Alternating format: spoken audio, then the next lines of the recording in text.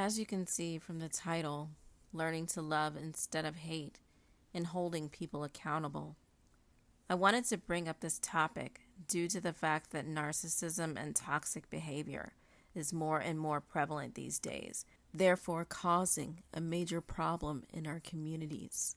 It is interesting to note those who demand respect from other nations but cannot give respect to their own brothers and sisters around them that they are supposed to show love to.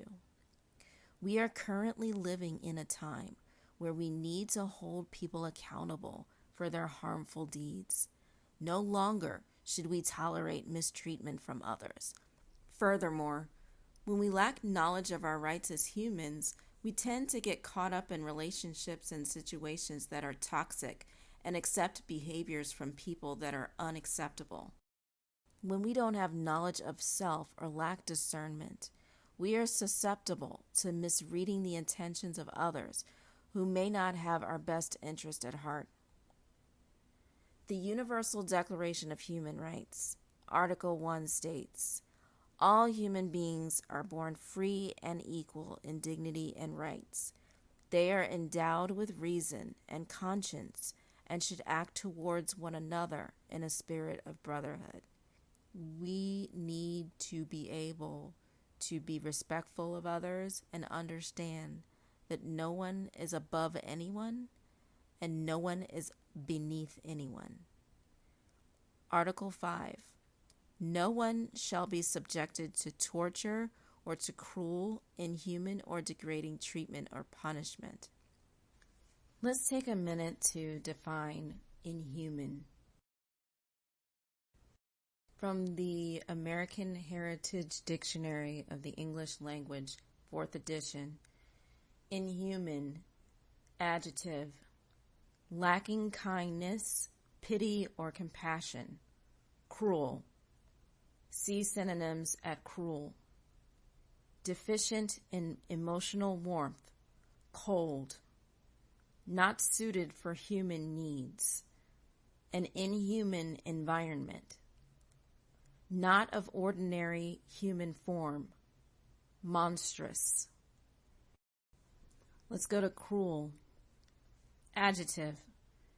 Disposed to inflict pain or suffering. 2. Causing suffering, painful. Synonyms: cruel, fierce, ferocious, barbarous, inhuman, savage, vicious. These adjectives mean predisposed to inflict violence, pain, or hardship, or to find satisfaction in the suffering of others.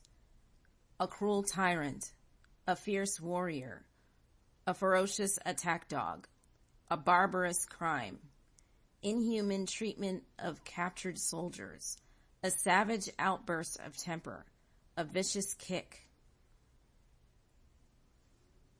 Cruelty. Noun. The quality or condition of being cruel.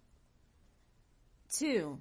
Something such as a cruel act or remark that causes pain or suffering.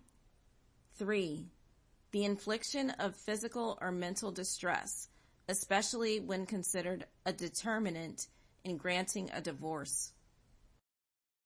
Narcissistic abuse is a form of emotional and psychological abuse inflicted by individuals using controlling manipulative tactics such as gaslighting, devaluation, and excessive cruelty. Narcissistic individuals trap their targets in a toxic cycle of powerlessness and invalidation. But many don't realize that narcissistic abuse is a violation of human rights. According to the Universal Declaration of Human Rights, every individual has the right to freedom, dignity, and security among numerous other rights. Unfortunately, many people are unaware of their rights. Therefore, narcissists are able to take advantage of people's ignorance and trample on these rights. They often manipulate their victims into silence and isolation and aim to destroy their sense of self-worth and autonomy. This manipulation is pervasive and can go on for decades, leaving devastating effects on a person's mental and physical well-being. These effects can impact an individual's relationships, work, and overall quality of life. We need to increase awareness of narcissistic abuse.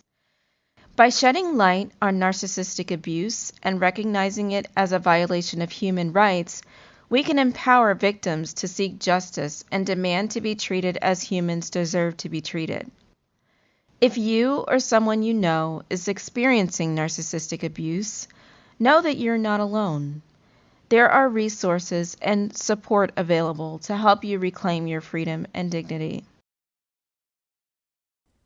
Again, mistreating people, manipulating people, gaslighting people, all of these things are extremely harmful and shouldn't be tolerated at all.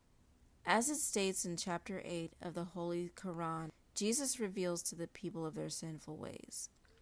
And when man honors man, he honors Allah. And what man does for man, he does for Allah. 12. And you must bear in mind that when man harms in thought or word or deed another man, he does a wrong to Allah. 13. If you would serve the Allah who speaks within the heart, just serve your near of kin, and those that are no kin, the stranger at your gates, the foe who seeks to do you harm. 14. Assist the poor and help the weak. Do harm to no one, and covet not what is not yours. I also wanted to read from Matthew 18, verses 15 through 17. If your brother sins against you, go. Show him his fault between you and him alone. If he listens to you, you have gained back your brother. But if he doesn't listen, take one or two more with you, that at the mouth of 2 or 3 witnesses every word may be established. If he refuses to listen to them, tell it to the assembly. If he refuses to hear the assembly also, let him be to you as a Gentile or a tax collector. Most certainly I tell you, whatever things you bind on earth will have been bound in heaven, and whatever things you release on earth will have been released in heaven.